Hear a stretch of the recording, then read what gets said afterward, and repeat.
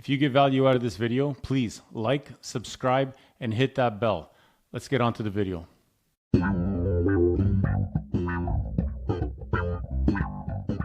You're listening to the Diagnosed Podcast, where every diagnosis has a story, and every story deserves to be heard.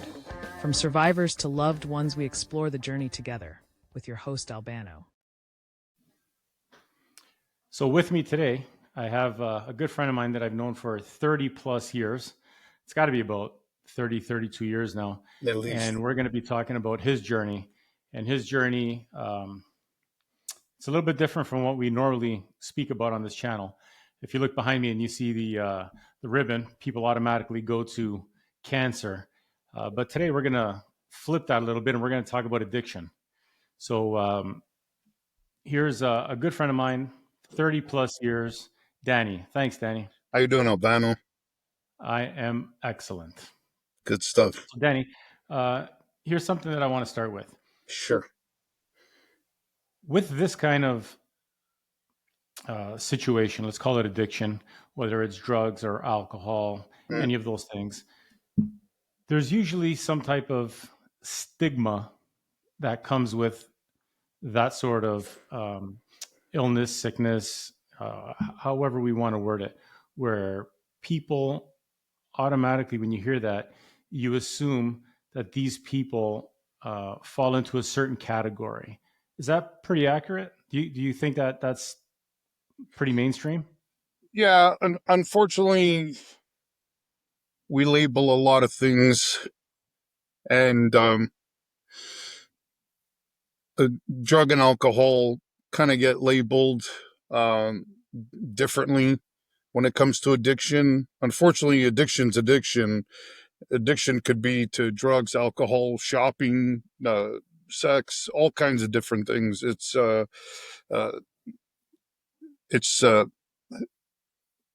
I learned going through rehab. It's not the drug. I mean, if the drug was not in your house and or if it was sitting on the table, it wouldn't just jump up and go up your nose or into your arm. It's you putting it in there. So the problem is within the person, but an addiction all the same, right? So unfortunately, do you find that we automatically label people like when we see people like that, a homeless person, a drug addict, somebody who abuses alcohol? Do you find that we label them and we kind of put them all in the same category? They came from this, they came from that, they're a loser, they're that. Do you see that or do you not see that? No, I see that too often. And I've actually even seen it from people that were close to me right after I got out of rehab. And when they would talk like that, I was like, hold on, I'm one. I'm one of the guys that you're talking about. And it's like, I think I did pretty good to get myself out of there. But yeah, that's the unfortunate part that, you just label somebody, you don't know who they are, you don't know their name, you don't know their background, you don't know what they've been through. You don't know what they've been through, or you just don't even know what they feel inside. Right. So having said that, let's go back, Danny. Yeah. Let's go back to your childhood. Yeah. So we can make a connection and know where Danny came from and Right.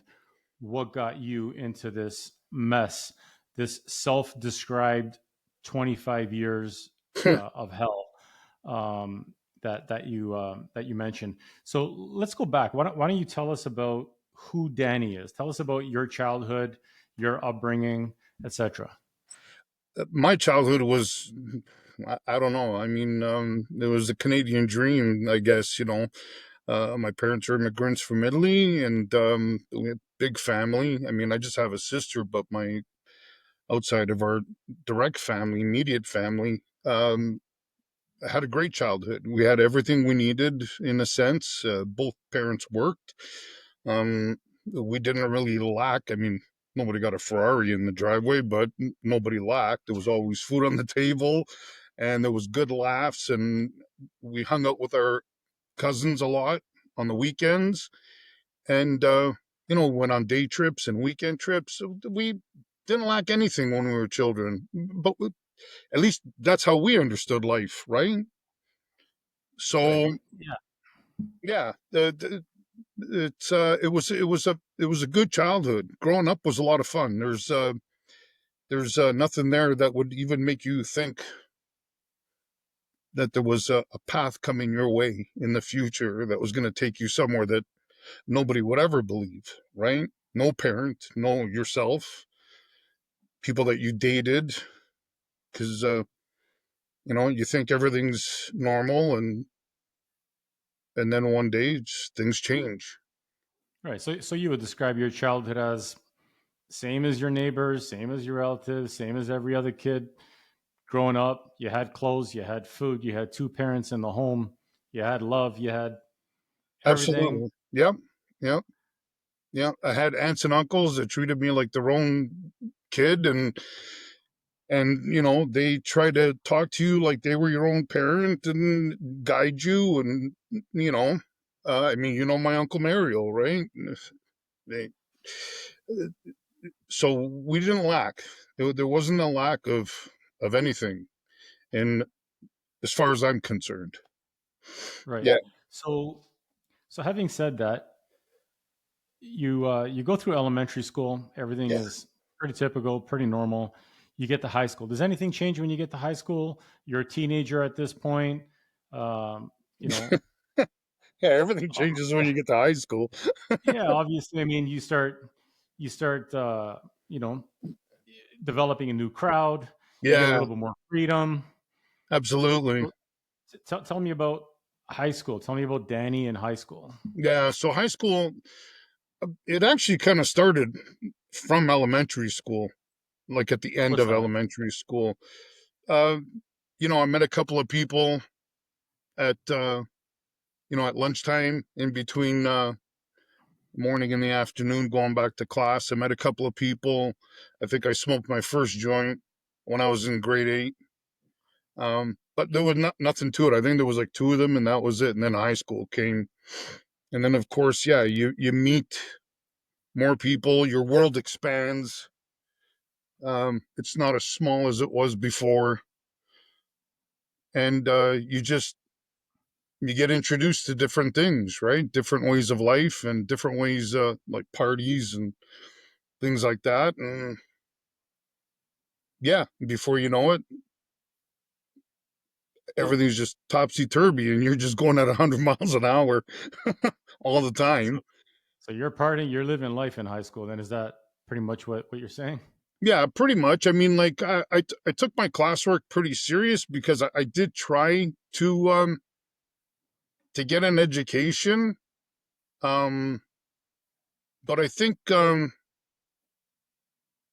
you're at that age and your hormones are just starting to rev up, and it's a little bit different. All of a sudden, you're seeing the world in a different light because now you see guys that are older than you at schools, and they have cars, and the girls are hanging out around them. So you're kind of seeing things and choices in life that are different than what you're used to, and you want to try to find a way of obtaining that lifestyle, right? Nah, I'd like that nice car. I'd like that, that nice girl by my side type of thing.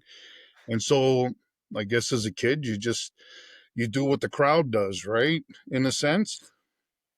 Was this pretty common in whatever high school you went to? I don't know what high school you went to, but was that pretty common, or was there like a separation between strictly academic kids and the kids that fall into that? Hey, I want to be on the cool side. I want to hang out with these kids that you described that have cars and the girls around them and the jocks and whatever else. Yeah, I think that when it comes to things like that, I don't think things like that have changed much over the years, right? Like I think you just normally gravitate to the people that kind of have your ear, or like you said, the jocks hung out with the jocks, and back then, you in high school, you could go outside and have a cigarette, right? So when you'd go outside and have a cigarette at the smoking doors, we used to call them, those were the people you started to associate with, right? Because that's where you were socializing most of the time during the day, right? And So you're smoking in high school. Boy, I was smoking in elementary school. Oh, I got okay. caught behind the church in grade 6. By the priest. No, yeah, I think, well, somebody's, I don't know. All I know is that I was called down to the office right away as soon as lunch was over. It's like, that's a Grade bad hiding 6. Wow. spot.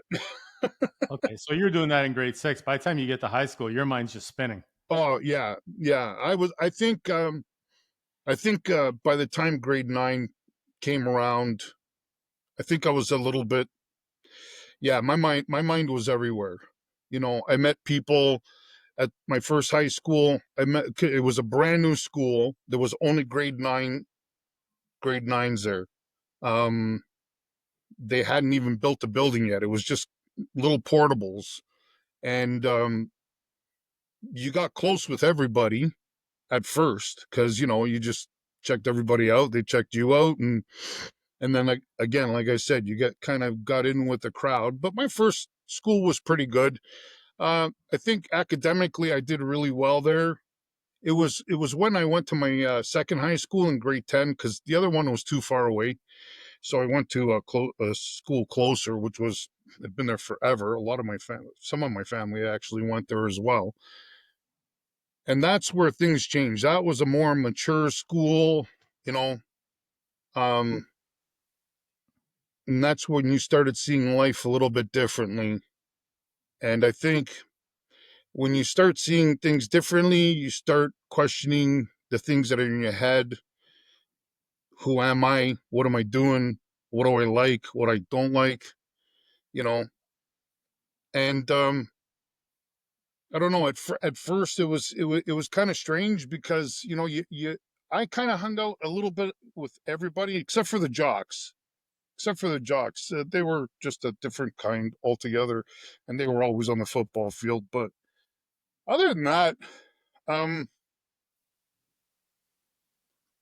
I think in grade 10, I tried finding my place, and I think the only place I found at school was like the smoking doors. But it was a little bit of everybody that kind of hung out there. It wasn't just one type of person or one, I don't know how you would even classify it or the word you would Yeah, so use. so you weren't part of one particular No, clique, I, let's I, say I jocks like, or musicians or no, it just you basically found friends at that smoking area. yeah, if you were an interesting person and you made good conversation, for me, that's what caught my ear. You know, if you told a good story, you had a good sense of humor. It didn't make a difference if you were from one clique or another. To me, that didn't make a difference. There was no Right. judgment there or anything. If we clicked as people, we got along. Yeah, that's pretty much how I looked at it. Right? It was a lot of Okay. So socializing at those doors. It was like being at a daytime nightclub with no booze. unfortunately not, right? Yeah, Or no. fortunately not, one or the other. Yeah, we had to go to my dad's house and sneak his wine at lunchtime. Yeah, there's a lot of those stories, that's for sure. Oh, So you're in high school now and you get your you get your clique, you're hanging out with these people at your smoking doors as you call them. yeah. Um, how's the rest of high school for you? I mean, you're in grade 10. Tell me about grade 10, grade 11, grade 12, the friends you meet. Where did that path lead you? Yeah, How did you navigate the rest of high school? I think so. Yeah, so the people that I met in high school, they were friends for a long time. Um, I didn't stay in Long high time school. before high school or long time after high No, school? after high school, Okay. because outside of high school, those were the people that you went to like house parties with. I remember there would be dances all the time. Like different halls would hold, you know, big dances for people. They'd bring in DJs from the states and things like that, and but you always hung out with the people that you knew from high school, right? And those were the people Yeah. that you grew, and those were great times. I mean, that was just good fun, right? But I think it was around halfway through grade 10. I just started kind of feeling that I wanted a little bit more in my life. Like school was starting to bore me, I Mhm. guess. I just wasn't interested in staying in one spot. And I I think, find that so much with boys as opposed to girls. yeah, I guess. I mean, like to me, it was. Uh, I started wanting to make money, and I guess starting to want to make my own decisions on how and where I go with this path. Um, I'd known from a kid I wanted to be a chef, so that's what I strive for, even outside of elementary school. But at the time, there were no options in Toronto. Like when they ask you in grade 8, so what do you want to do? So we know what high school to kind of push you towards to develop that knowledge or whatever it is that you want to do. And unfortunately, when I said I wanted to be a chef, they said, well, there's a high school, down here and they have home ec. Well, hold on, that's making hand puppets too. So I don't want I don't want to do that. I want to be a chef. So unfortunately, my options were nothing at that time that were given out. Uh, so I just figured, I'll move along from there, and so I started my first job after grade 10. I started working at my uncle's place because the males, the men in our family, usually outside of school, that was the first job that you got, right? Factory work. Factory work, right? So let me ask you this: Yeah, you mentioned that in grade 8, where they wanted to align you with a certain school depending on what you wanted to do, and being a chef right. wasn't even in the cards. No, Um, by no, the time you got to high school, yeah, and they're looking at career options post secondary school, right. uh, was it an option then? Did you have that conversation with your guidance counselors at that time, Well, or at that point, believe it or not, things started kind of shifting because when I went to high school, I took drama, and I just I guess I mean, I've always been a guy who liked joking around. I've always been a guy who liked, I don't know if it was the class clown or whatever you want to call it, but um, I did very well in drama. And my drama teacher said, I can introduce you to some people, and if it's something that you like, maybe we can work with that. And yeah, drama is one of those programs where you need to excel in something like that. You need to let your guard down, and I think that's the thing, right? You need to let your guard down and have fun. yeah, absolutely. Like you can't have any walls with drama. If you're afraid or shy, you're not going to go anywhere. You're thinking of doing something where you're putting yourself out there. And if you're acting, you're putting yourself out there trying to be somebody else. So putting up walls is the last thing that you need, is any kind of line of defense. You have to be very open to take in any kind of criticism, number one, from, people that are trying to teach you the craft. And, just, if you want, like, I mean, even as a comedian, when a comedian gets on stage, a lot of people, they might think, well, that's the person when they're telling their jokes or whatever. Well, hold on. He's been writing these things and they're just jokes. He could be playing a part, right? And when he's off the stage, he's a completely different person. Yeah, it's interesting you And say that because a lot of comedians actually suffer from anxiety and depression. yeah, absolutely. Something that I struggled with for years, for years. You did? Oh, yeah. Yeah, absolutely. Absolutely. Yeah, it's been a big up and down. It's been a big up and down roller coaster for years, but I think like at a certain age, I just started thinking I was a little bit, because at some point after high school with the dances and all that, um,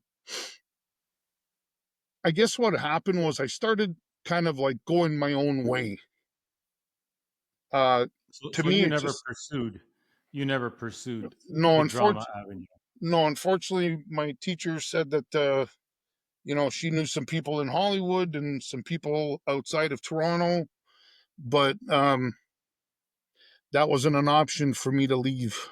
home at that age, or my parents just couldn't even afford to do something like that, right? Right. And so And going back, I'm just trying to grasp your high school years. yeah, And so going back to the chef.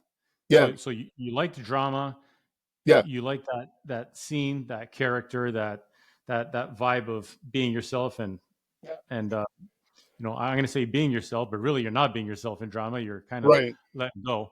And then also uh, the chef, yeah, culinary. yeah. So Did you go ahead and tell me about that? for me, I think number one, it, uh, I guess so. Two things: the energy that you need, uh, and that you expel in a kitchen when you're working, it's pretty high intensity, right? And that rush, I loved that rush. Uh, just always moving at a fast pace because that's the speed my mind was going at all the time. So I thought that the body had to kind of keep up with the mind because I couldn't calm my mind down at all. Right. Mhm. And then, and then when I couldn't pursue that for school, um, and I thought acting, I guess in a way, it was a way for me to kind of get out of my own head and try to steer it somewhere else. I mean, like today we talk about, people with mental disabilities and things like that, or mental issues. And, we have a better grasp of it today, but back then didn't have a grasp of anything. I mean, uh, It was very taboo. yeah, absolutely. Yeah, if even if you tried talking to somebody about something like that, I mean, you didn't, but even if you tried, I don't even think a conversation would even be started up. So, so I think the acting, I think I fell in love with trying to do that because it was something that got me out of my head and allowed me to kind of do and be somebody else um for a little while, right? Oh, that And makes sense. yeah, I excelled in it. I excelled in it. I do like I do like I'm constantly, even today, I'm constantly writing jokes and storylines in my head. My wife bought me a book to write stuff down. Um, yeah, it doesn't, it never stops. That part never stops. I mean, I've gotten a grasp of it now, and I don't suffer the depression and the anxiety like I did before because I've found ways to um, not immobilize it, but kind of steer my mind in a different direction and use my feelings for something as opposed to like letting them build to the point where I get anxiety and then it goes in a completely different path and it's out of your control altogether. Yeah. Right. Would it be fair to say that you understand it and you understand how to guide it in your own head?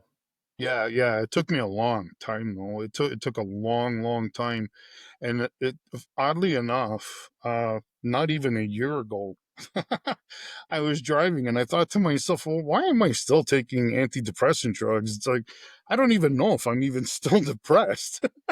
So I finally told my doctor, I said, "Can I get off of these pills?" And he said to me, he says, "Yeah, sure." He says, "But you got to, go down slowly." And it took me about 2 months to get off of them, but I started noticing that uh, at first, you kind of went through like a little bit of a withdrawal, right? That your body goes through a little bit of a withdrawal. And so there's a little bit of like, I guess, anxiety that comes with that. And so you got to start learning how to manage that until that calms down. But I did start noticing that I thought a lot clearer. My Oh, really? thoughts were a lot clearer, and I was starting to have better thoughts in my head. Um, for So some this reason, is this is like just you're talking about within the last year.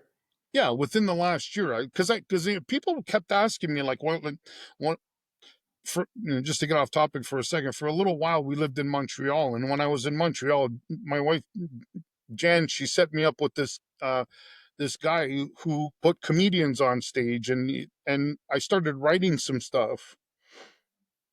But the thing is, when you're in a bad place and you start writing jokes, it comes out on paper when you're in a bad place. And it's like, okay, well, I can't present this to people and hope that they Right. laugh at it because this is nothing funny about this at all. Right. So I started noticing that as I was getting off of the antidepressants, that the jokes were actually developing a lot better. So the thought was always there. So the base of the joke was always there, of the writing, the body of it. But anytime you wanted to put legs and arms on it, it just on the antidepressants, I noticed that I would just go off into like it wouldn't be a good joke. Like it just it wouldn't work. But Yeah. now the punchlines are coming out much faster. They're coming out much easier. And I notice like my wife and people around me just seem to laugh a lot more if I share an idea for a joke, if I try writing something. And so I'm getting good feedback, which tells me that my mind's in a much better place, right? Well, So if it makes you feel better, Danny, yeah, you've always made me laugh. I always enjoyed hanging out with you because I know I'm always going to get a laugh. right on, man. I But love listen. I love hearing people laugh. It honestly it makes it does something for me that no drug or anything else will ever replace.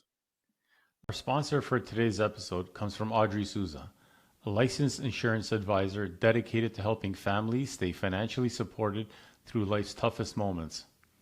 From life and critical illness insurance to long term financial protection, Audrey works with clients across Toronto and Southern Ontario to create personalized plans that bring peace of mind today and security tomorrow. You can learn more by reaching out on Instagram at Audrey Souza Insurance or by email at audrey.souza at dfsin.ca. That's AUDREY dot SOUSA at dfsin.ca. Because your family's future deserves more than what ifs. Let's circle back Yeah, to high school. yeah, So drama yeah, and culinary. yeah, Did like finish? I mean, we kind of got a little bit sidetracked, yeah. which is fine. I just want to finish that thought. So yeah, basically, the the the culinary I finally pursued. Yeah. So after my first job, I decided, because I mean I knew pretty much right away that I can't work in a factory for long. So um I got a job at Wendy's, and then the job at Wendy's kind of started growing, and before you know it, I was trying different restaurants outside of, I guess, corporate. And So you said you worked at your uncle's place when you were in grade 10. So is yeah, this I was. post secondary now that you're working at restaurants? Or are you still in high school? I think the first job that I got, I think I was at my uncle's place for maybe a couple of years the first time. I mean, when I met you, I think I went back there just to kind of like, it was in between. Um, because for me, you can only learn so much of flipping a burger, right? And I wanted to learn more about the craft, but at that age, you couldn't really get into a good restaurant unless you wanted to wash dishes. Yeah, you're in high school, right? Yeah, at that time, yeah. You're still in high. So this is part-time work. Yeah, so even at the halls, I would go there on the weekends at nighttime and ask if, like if they could teach me how to cook. And they said, sure, start over there in the corner. And they pointed to the dishwasher. And that's that's where you started, right? And then slowly somebody would say, okay, wash some salad. And then before you know it, it's like, okay, this is how you cut things, and this is how you peel things, and this is how you put them together. And then slowly somebody is good enough to see maybe something in you, a little bit of hustle, that passion that you have inside you. Say, look, if this guy is willing to wash 1,000 dishes a night in a hall, then on a Saturday night, maybe he's willing to, put the time in to learn the craft of being in the kitchen, right? And that's how I learned. I didn't go to school, right? You're So you come from an Italian family. yeah, You yeah, guys love being in the kitchen. yeah. You didn't speak to your mom about cooking at Every home? every Sunday morning, every Sunday morning. So when I was really young, um, and my mom was working at a certain age, my mom would say, "Okay, here, I'm going to show you how." Well, not really young. It wasn't like I was 6 and she was telling me how to boil pasta, but you know, she would tell me, "Okay, you got to feed yourself and you got to feed your sister lunch because I'm not going to get home until it's time to make dinner." So if you had to like warm up ravioli or whatever, things like that, a can of ravioli just to make life easy, and instead of eating a sandwich every day. But every Sunday, I was up and my mom would come downstairs and I would help her make fresh pasta every Sunday. And if it wasn't ravioli or any type of, any type of pasta that she would make, I would always be there, and I would love just working in the kitchen with her and learning how to do this stuff. And that's where my passion came from. So I had like a sense, how to make chicken soup. By the time I got into a good restaurant or even at a hall, I did have like the basics because my mom kind of instilled a lot of the basics in me, right? Um, when it came to being in the kitchen. And I carried that like throughout my whole career when I was in the kitchen. It served me well. Yeah, So post secondary, so you're working these part time jobs. I mean, right, obviously, you said you did a little bit of factory work. Realized, hey, this is not for me. right, My passion and my heart is in the kitchen, right. and you work some odd jobs, halls here, there. You're still in high school at this point. So you graduate high school? Did you pursue that career? I didn't graduate high school. Okay. I left, and then when I finally could work full time in the kitchen, I worked full time in the kitchen. And I just I still kind of hung out with my friends when I had time. Your friends from high school? My friends, like the people that were close to me, right? Yeah. And some of them still are. Um, we'd kind of hang out from time to time, whenever at nighttime or whatever, if I wasn't working. But I enjoyed work. I always have. There's just something about it. It's never been anything that's been lost on me. Or as a matter of fact, it drives me nuts if I'm ever home for a couple of days in a row. So, um, yeah. So I pursued the kitchen work. I got lucky where I had and was introduced to a few people that would teach me how to, how to cook. And slowly you learn your way on the line, and you kind of do that. And and I think I was around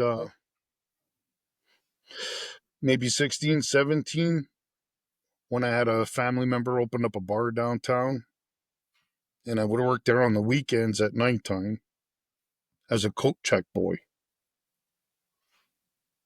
And that's pretty much when the journey really started taking off. Let's Okay. say, So you're working in the kitchen, and then yeah, your cousin opens a bar a downtown. bar. This is a bar and nightclub, Yeah, yeah, right? Okay. yeah. Yeah. Um, Not open during the day. right. So this is essentially a nightclub, Yep. and he's in the downtown area, and you get a job there. Yeah, So tell me about that. Like, let's explore what happens once you get a job there. yeah, So you got two jobs right now. You're working in the kitchen, and you're yeah, working there on the weekends. yeah, yeah. So basically, for a kid that, well, number one, you're 17 years old, you're not even allowed to be there. So I was told, don't even leave the coat check room. But They're underage. yeah, so I wouldn't leave the coat check room unless, you had to. But you saw a completely different world there. That was a completely different world. Being downtown in Toronto, all hours of the night, all kinds of different characters. It was almost like you were transported from the suburbs and you were in a movie all of a sudden, and things were just surreal. So is this like you going into that high school and you Yeah, see these older kids and they're hanging out and they got their cars and you said they right. got the girls want to hang out with them and you're looking at that Yeah, now you're doing coat check as a 17-year-old in a nightclub downtown Toronto yeah, and you're revisiting and reliving that same thing on a higher level. Is that pretty much eh, what's going through your head at this point? yeah. Pretty much. Pretty much. It kind of seems like throughout my whole life, every time, like when I was at one stage in my life, it seems like I was always introduced to like the older kids and that kind of, you know what I mean? So I was all, that's why at a certain point, going to the party, the house parties and going to the dances just didn't do it for me anymore, right? It wasn't entertaining me anymore because it was just like, oh, look at this. There's something here that I haven't seen before and I got to go check it out. So I'll be back. And, you'd go there and, yeah, you just check out something different. And I think it was like my 17th birthday.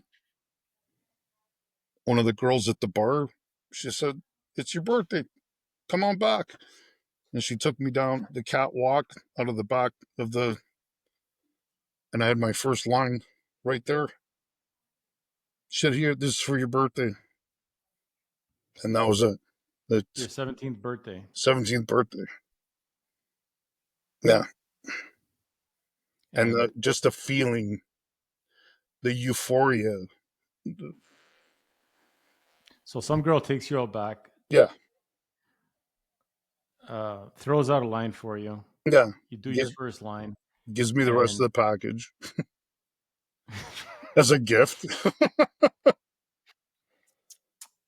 and you experience this unbelievable high. Yeah. Yeah. That you end up chasing almost till the end of time, right? It felt like, yeah, that's where it all began. That's where it all began. I mean, and then you walk back into this nightclub and you're supposed to be sitting in this coat room and you can't sit still. Your world is like you're looking at it through different glasses. And the way you feel invincible and it's just a completely different thing than you've ever experienced in your life. That's like, Let me ask you this: yeah, what I want to get back to where you are right now, but I just want to go back yeah, just a little bit. And so you go back to this catwalk or this alley or wherever you were. This yeah. girl brings you back there. You're 17. She throws out a line for you. What goes through your head before you do it? Like, was there any doubt? Was there any, hey, this I'm not supposed to do this, or was No, it just, no. hey, she's a girl, she's older, she's having fun. I want to be part of that scene. Let's just do it. Did you even know what it was? Did you? Oh, I know what it was. Yeah, I was. There was no question about that. I wasn't. I've never been really naive to a lot of things like that because you just. Yeah, I just for some reason I've never been naive to anything like that. But there was never any. I've always been the kind of person that just always dove into everything with both feet.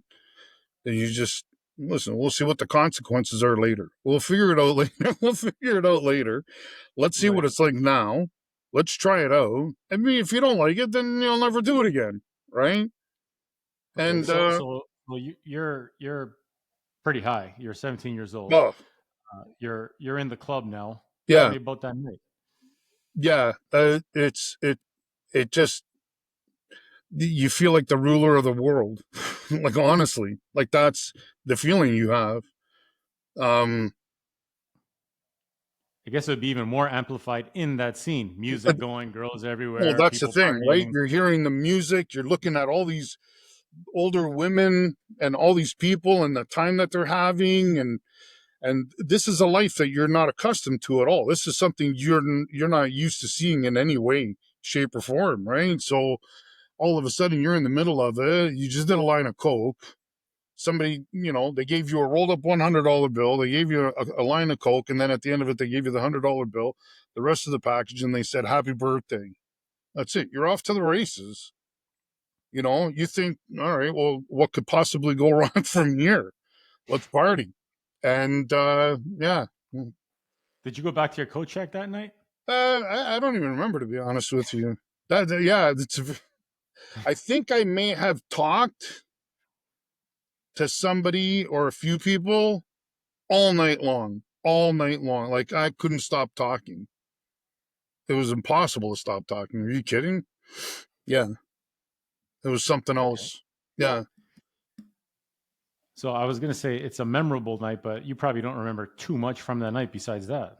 You know what? A lot of the past is a bit of a blur in a sense. I mean, one individual night, like like that night sticks out in your mind because that's like saying, you're driving down the street and it's like, oh, I heard on the radio that Princess Diana got died or whatever. It's like one of those moments, right? It's one of those moments in life that you're just not going to forget, like that, what happened that day. Um, Right. the rest of the Even night, more so than you're not going to forget it. It's one that you're definitely going to remember. yeah, yeah, yeah. Like the rest of the night was like, I mean, it was a fantastic night. It was my birthday. I was as high as a kite. Um, you're socializing with people and partying with people that you never thought you'd be socializing and partying with. Um, yeah, you're just grabbing women and taking them on the dance floor, and they're pulling you and taking you to the dance floor. It's just a big party, right? So you think you've arrived. It's Right. like, oh, I'm here, man. That's it. Just give me the BMW now, and we're on our way. It was just awesome. It was just an Yeah, it awesome. was. It was. It was an awesome night, and that's why you chase it forever, because it's something that So, you want more and more of. so how does this story escalate? So how does what happens after that night? What happens the next morning, the next day, the next week, the next month? How does that escalate? So I guess for me, I learned that I was pretty much like a working addict. Like I was able to a functioning addict. So the next day would always be okay. Let's get up and go to work. Right? Let's go do The whatever we you got to do. so you did one line on your 17th birthday, but Oh no, I did more than one line. I finished that package that night. Like I think okay, it may have been a gram. on your 17th birthday. Yeah, So all you night. dove right in. Yeah, So I you went mean you're all night. you're 17 years old. You could party all night long and then just drive home, change your clothes, and then go to work. You don't even have to sleep that day. Just go do Right. your job and you're good. You're that wound up the next night or You next morning. I don't know. Like for me, until I think maybe the age of 27, 28, I did a lot of that. I did a lot of like being up all night, going home, sometimes not even going home. Sometimes if there was like an hour left before I'd have to start work, I would just go park at my job and maybe try to crash out, maybe try to wink, blink, do whatever for an hour and then go do your job, right? Um, So after that night, Danny, yeah, where are you? So you start using, right? yeah. After that So night. but it's slower. It's slow. It's slow at that point. It's Okay. slow at that point because So it's not every day, every week. no, Is it when you go back to the bar? Is that basically it's kind of like that. It was a slow progression at that point, but then uh, um, I think it was kind of interrupted a little bit because I met my now wife. Um, I met her in between the the slow escalation and then after. So we lived together for a little while. and then we split up, and then after that it escalated So because, how old are you at this point? sorry, How old are you at this point? I think we're 19. Yeah, 19. So your teenage years moved pretty quickly for you. Between 17, 19, 20. I mean, Yeah, things escalate pretty quickly. yeah, yeah. Well, the whole Like thing you, is that you're all of a sudden, any kind of feeling that you don't like, you're going to try to mask it with that drug that's going to make you feel like that king again, right. right? Because I've just been kicked out of the apartment because I had this huge argument with my girlfriend. And at that time, I stopped using, like the time that we were together, I didn't use at all. I smoked weed and hash and stuff like that on the weekends and stuff. But to me, just I didn't go back to the drug. But as soon as we split up and I moved out of the house, it was just, that's it. We're going, put it in gear, and just, you're going right through the wall. And nothing was going to stop you. Nothing. Like, you just wanted to not feel that rejection, that, you know, that whole thing, right? So you started hanging out with the crowd that was going to get you to where you wanted to be. So you kind of started like not seeing as many of your friends, or as many nights, your older friends, and you'd be kind of like, and in the restaurant business, it's not hard to find people like that. It's not hard to Oh, find really? people like that. You know, when Anthony Bourdain wrote his book and I was reading it, I was like, my God, this is a lot of my life right here. Like, That's interesting because I thought that was pretty isolated, and I never would have associated or made the connection, restaurant and drugs.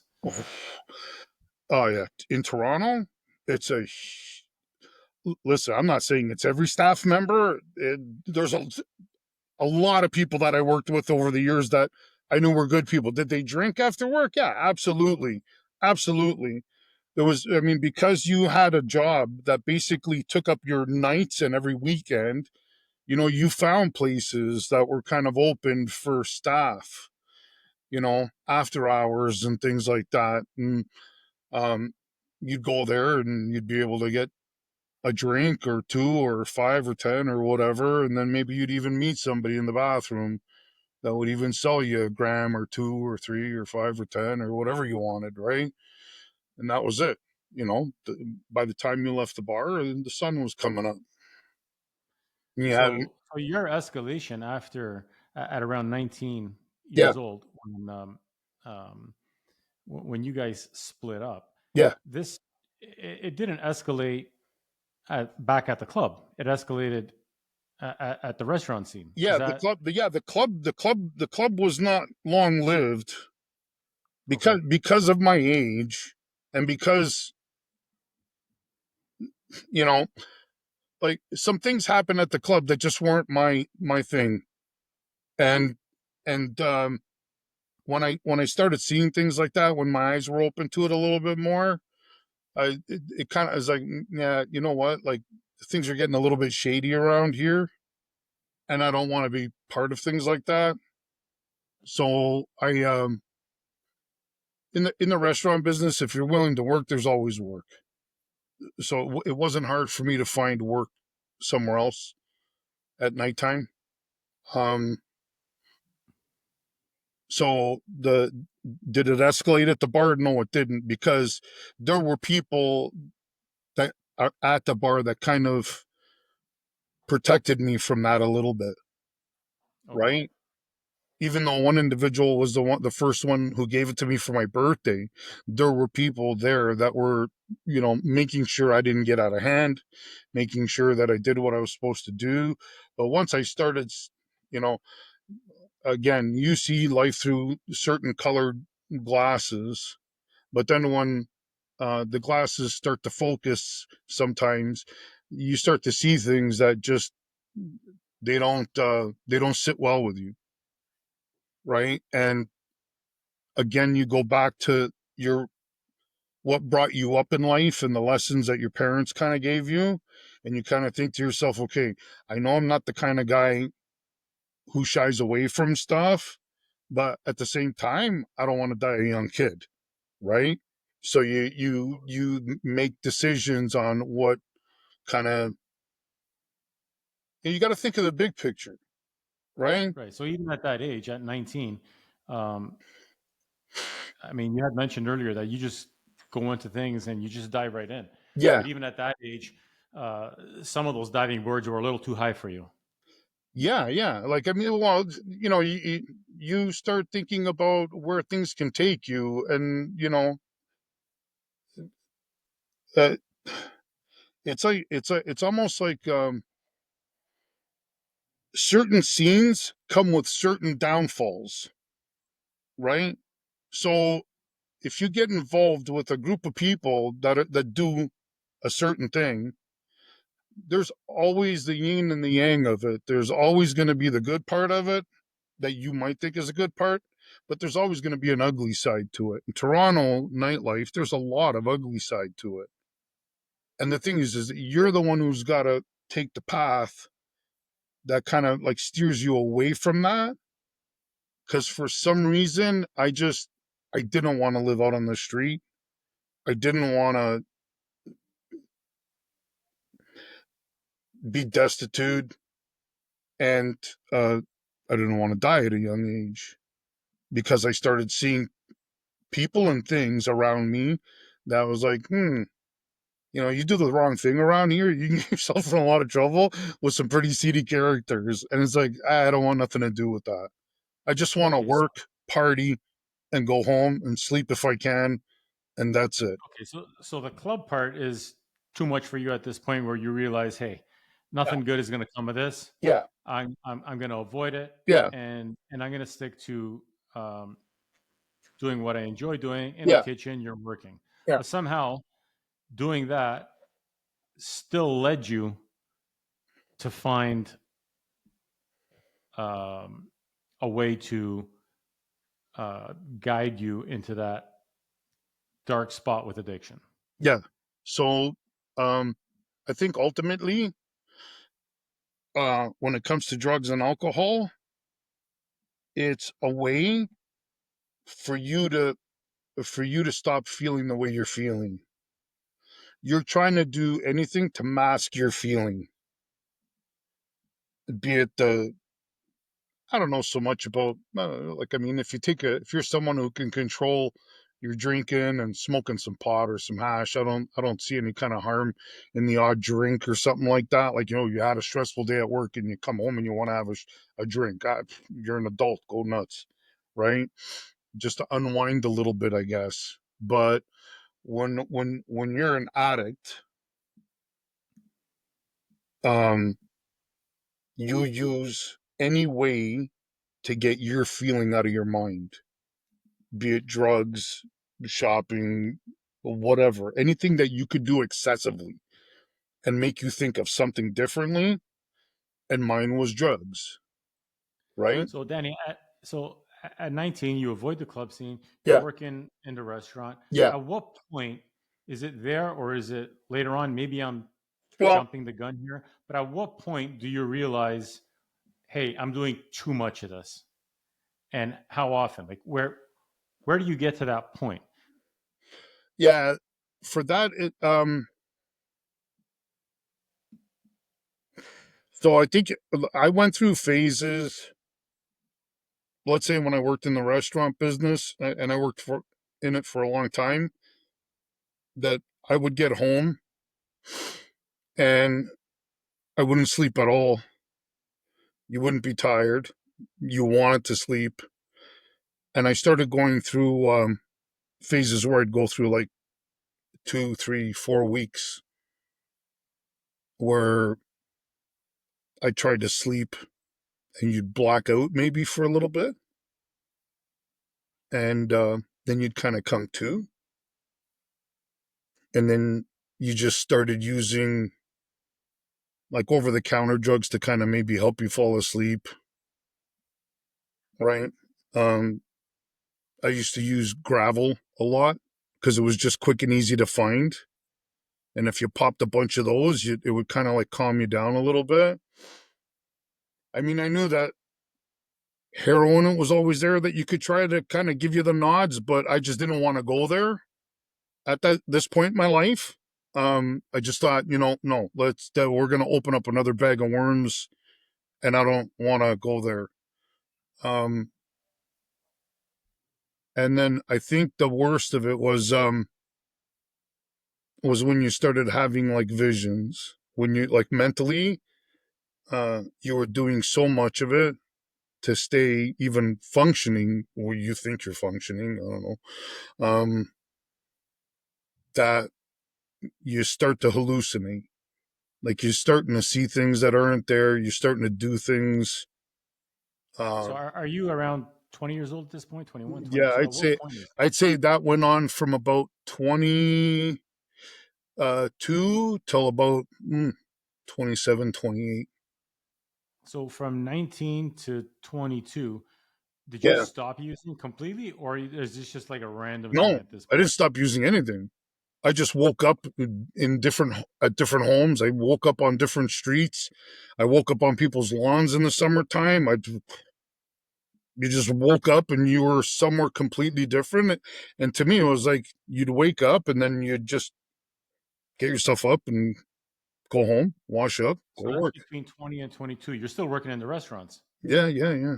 Yeah. The So nice thing you're about the using, restaurant is that you don't work there until the evening, right? So you right. have like the day to kind of recuperate. And And when you're when, done, it's late at night, and that's when. yeah, like at that age, you're a monster. Like I don't know. Like to me, like I couldn't sit and play like a video game for 15 hours. I had to run. I had to keep doing stuff. The amount of energy I had in me was just a nonstop frenzy, always, constantly. So for me, it was easy to just like I just never stopped. So you're naturally wound up, and now all of a sudden Yeah, you do a couple lines. and that's it. Like you're off to the races. Like you're Usain Bolt. Like you're just going and you're going wall after wall after wall like a bull through every one of them.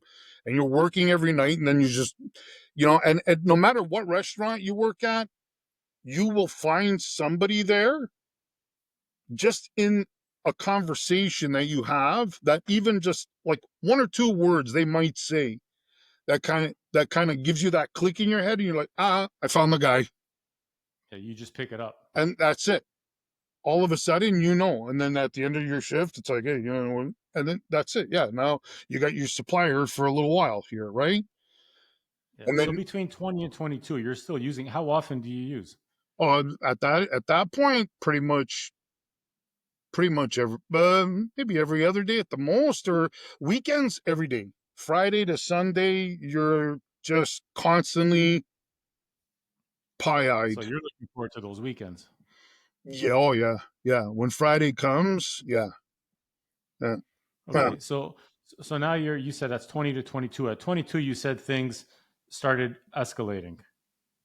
You said between 22 and 27 Yeah, is when things yeah, got out of control for you. This is the point where you're seeing your life being spun into the throes of chaos between yeah. Like 22 and 27.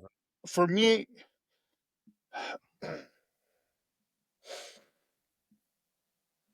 for me, I guess at that age, so at a certain point, you kind of like learn how to control during the week, um, how to kind of function. So the weekend, you're like balls to the wall going. Uh, Sunday, Sunday at a certain point, you got to kind of start curtailing it to make sure that you're functioning on Monday, right? And you keep buying like every half a minute. It's like, all right, well, I'll do one more, and I'll just won't get up so early. And then before you know it, you're hearing like songs on the TV from like the Saturday morning cartoons or the Sunday morning cartoons. And it's like, oh my God, I should have been asleep by now. I got to go to work in a half an hour. Just stuff like that, right? Um, So you're living life minute by minute. yeah, you're not, yeah, at that point, the big picture is not there anymore. you've lost complete. The only thing you're thinking about is how to survive to the next day, right? And are you using the same drug Yeah, pretty much? yeah, Do you pretty switch much at at all, that or you? point. Yeah, it's still always Coke. Yeah, pretty much Coke and a lot of drinking. Yeah, a lot of drinking. Like even on the line in the restaurants, like some of the places I worked at, not to say excessive drinking was frowned upon, but if you wanted to drink, uh, no one would look down on you or anything like that, right? But you found a way to do it excessively, right away. As soon as you see a gap, you're gonna take that gap, you're gonna go in there and you're gonna expand it as much as you can and take advantage of it as much as you can, right? And once you get to the point where you're no longer, like, people can obviously see that you're no longer functioning at like peak performance when there's like a rush in the kitchen, because they can tell. I mean, it's obvious you're screwing up, right? You're doing things the wrong way. I mean, it's the speed that you're going at a rush. You know, it's almost like you're. It's just naturally coming. Like you're not when you're working the right way on a line.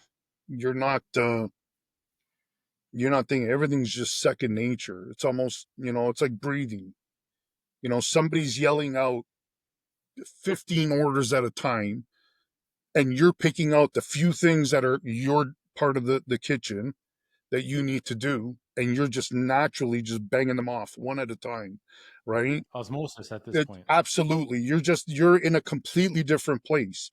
When that starts to break down, they see it, because it's like, well, hold on, this guy went from like a great employee, this guy was amazing, we could always depend on him, and now he's his temper's starting to flare for whatever reason. He's not as bright and cheery when he comes into work every day. And yeah, then all of a sudden one day the manager takes you aside and he has a talk, and that happened a lot, right? That happened a lot over the years, right? So how often are you using? Are you using daily at this point? So At, you're at between this point, 22 I'd and say 27. it was pretty much, so the week it would be a lot less, but there was always something just to kind of keep you going, right? Because you have to Because you stay don't now. want to come down off of that. Well, yeah, I guess it kind of goes from like, now you need help to get there because you were up for too long, and you need, after you wake up, you're not as young and healthy one day, and you need a little bit of help to kind of grind that day out. So you grind that Monday to Thursday out, right? Maybe your boss kind of notices that you've gone to the bathroom a couple of two times, three times too many, right? Well, usually this guy used to go for like two smokes a night. Now he's going like for five of them an hour, type of thing, right? So it changes. I don't know. A lot of it's a bit of a, like, a lot of it's a blur. You It kind of all mashes in together, and you come out of it in the end, and then I don't know, for some reason I always had kind of like times in my life where I had a little bit of like of a break for some reason, and I'd take a little bit of time off, but then when you came back, you came back.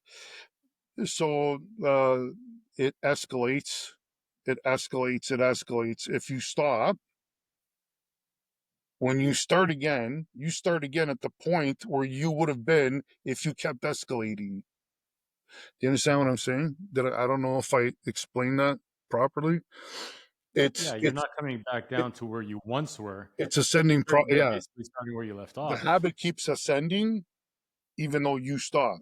So the minute you start again, you're not back to where you stopped.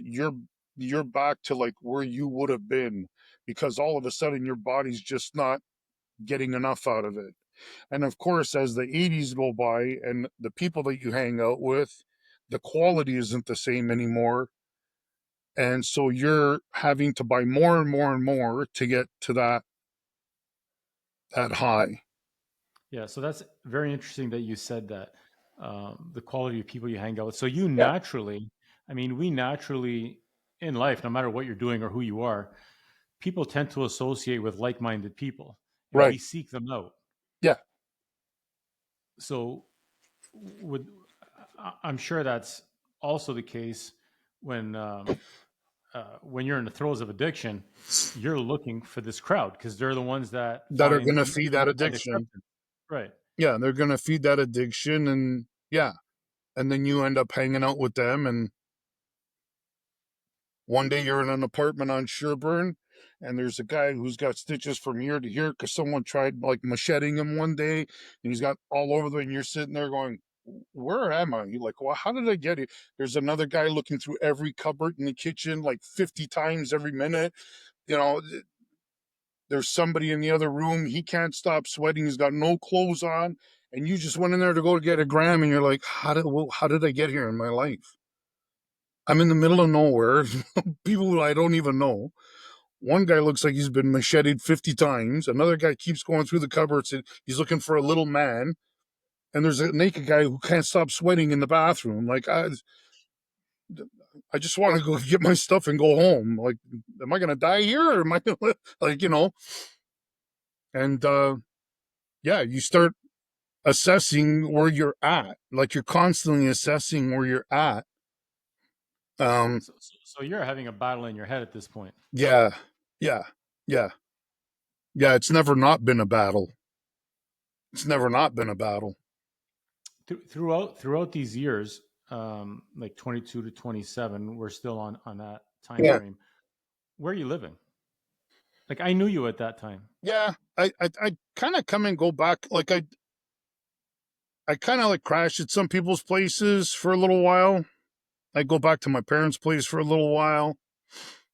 Um, yeah, just it's like wherever you lay your hat, that's your home. You know. So Or- you're a nomad of sorts at that Yeah, point. yeah. At that point, yeah, at that point, um, yeah. There's no stability. There's no stability. There's no anything. There's just whatever the next hour brings, whatever the next half hour brings.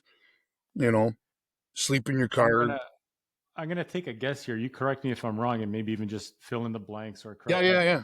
But looking at it from my perspective right now, the Mm, way I'm processing this, um, if you're at your parents' place, you don't have that same liberty to enjoy life the way you're accustomed to it, right, even though you find right. comfort there.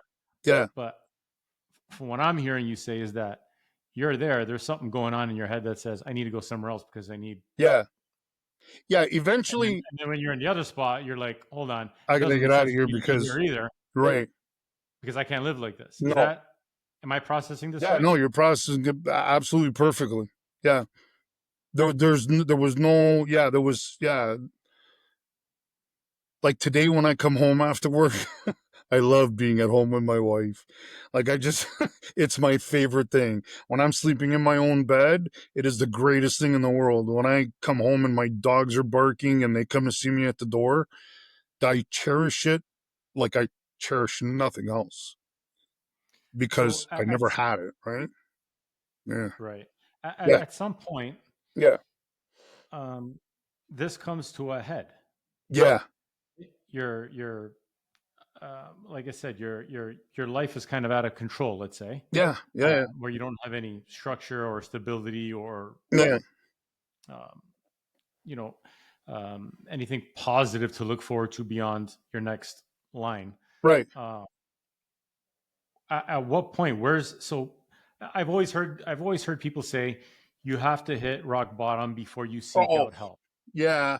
Rock bottom was still far, So you weren't you so at this point you're not even close to it. not even close to rock bottom. No, no. Yeah. I had, no. Besides, you know, having delusions and hallucinating and never sleeping in the same place, and you could never like keep a date for more than what, a week, until she found out you were an idiot and she would not want you around. Um, yeah, a long time. Like it was a long time you were stuck in that. It was like a maze, and you could never find the outside. You were like that the mouse with looking for the cheese. That's basically what it came down to. I was a mouse, so for 40 years I was a mouse looking for a piece of cheese with no way to get to that piece of cheese. That's what it came down to. You So saw it in front of you. it constantly cut. Listen, my biggest problem was that no matter what equation, no matter what problem I tried to fix, I never equated the drugs in the problem. It was always something else. It was right. So until, I don't know, like when I finally did get help, and I understood, like, unless step one, that you realize and you no longer deny that you are an addict and that you have a problem, and that without help from either a higher power or whatever your higher power is, it could be whatever. It doesn't have to be a religious thing. It doesn't have to, as long as it's your higher power, that you won't go forward. So you got to start looking in the mirror and not at everything else. So walk me through this, Yeah, Danny, because you told me that between 22 and 27, things really started escalating, yeah, right? yeah, So yeah, you start at 17, you do your first line, yeah, you have a little bit of a break in between, you break up with your girlfriend, yeah, you start using again, yeah. and then between 22 and 27, things kind of start spinning out of control. Right. But you just mentioned that you went through this until you were 40. Yeah, So what happened I think between I 27 finally and got 40? I think I finally got clean like when I was 40, 42, something like that. So where's your life at between 27 and 40? Are you still working in restaurants? Are you still No, in that no. scene? Where are you at this point? At that point, so at a certain point, I thought to myself, okay, well, I got to get out of this business because this business is killing me. Again, not putting the drugs into the equation, just So you were realizing in your head that that crowd. is just not like, no matter what restaurant I go to, I will always pick out the guy that I can, and vice versa. You know what I mean? Mhm. And so I said, And you okay, still have a disconnect. Sorry, you still have a disconnect in your head that it's not the drugs. You just think no, it's no, the people. no, how could it be the drugs? I feel so good when I'm doing it. Why would I even think it's the drugs? Why would that even come up? So definitely at that point, like, and it's the same, like, even with anybody that you kind of like dated for a little while, like when they left you, you just started picking any kind of fault that you found in that person, even if they didn't have that fault. You know what I mean? You had to like put it in your head that it wasn't you that did this. It wasn't your issues that you brought into this relationship. It was whatever her issues are. Man, are you kidding me? I can't believe she can't take it that I'm out all hours of the night and I don't phone and whatever, you know? So your mind is not processing any No, accountability in your life no, whatsoever. nothing is clear at all. Nothing is clear at all. Nothing is clear. No. Even though you think that you have times of a little bit of sobriety, even if it's 12 hours, 24 hours, nothing has any time to clear up. You are in a cloud from the age of like that, like I told you, in my 20s. That's when everything went up to that cloud, and I was just living in this cloud. And no matter how I was looking at the world or the world was seeing me, I was still in this cloud. And the denial was massive. And I dragged that on. So either way, like I got out of the restaurant business, and um, met a guy who was in construction. And he said, if you want, he says, I work for a small company. He says, you could start out as a laborer. And he says, we'll teach you. And then slowly just you know. And of course, it was a guy that I met at a bar, and we did both. It wasn't just like hey, this guy's being a nice guy. No, there was always something behind it. But that's what I did. I went and worked with him. Um, So you met this guy at a bar, and you just said you did lines with him, yeah, and he no. offered you So a job. yeah, I was at a Did I bar. pick Like that up correctly? there was a local bar that I would go Yeah. to, and just sitting at the bar having a beer one day. This guy comes in. He's sitting at the other side of the bar, and you're chit chatting like you would people at the bar. You would just chit chat with people, right? And then I guess at some point in the night, it's like, hey, you want to go play some pool? And we'll go shoot some pool. Yeah. So you'd go to the back of the room, shoot some pool, hang out and talk. And before you know it, again, you say a couple of words, boom, here's the guy. There's the guy. There's the open sign. The store's open. Okay, let's go. Right. And, you're in a bar with some characters that you can hit up.